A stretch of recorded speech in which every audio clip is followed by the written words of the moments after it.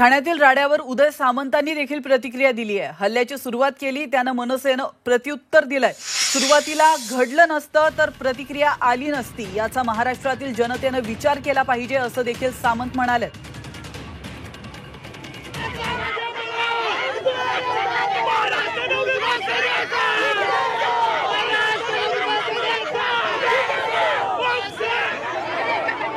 राजसाहेबांचा जेव्हा दौरा मराठवाड्यामध्ये होता तर त्यांच्या गाड्यांवर सुपारी काही लोकांनी टाकल्या, सुपाऱ्या टाकल्या आणि त्याच्यानंतर हे पडसाद उमटलेले आहेत। मला असं वाटतं की राजकारणामध्ये आपण बोलतो, एकामेकाची बदनामी करतो, ठीक आहे, ते आता क्रमप्राप्त झालेलं आहे, परंतु अशा पद्धतीनं सुरुवात कोणी केली आणि ज्यांनी सुरुवात केली त्यांना प्रत्युत्तर मनसैनिकांनी दिलेलं आहे।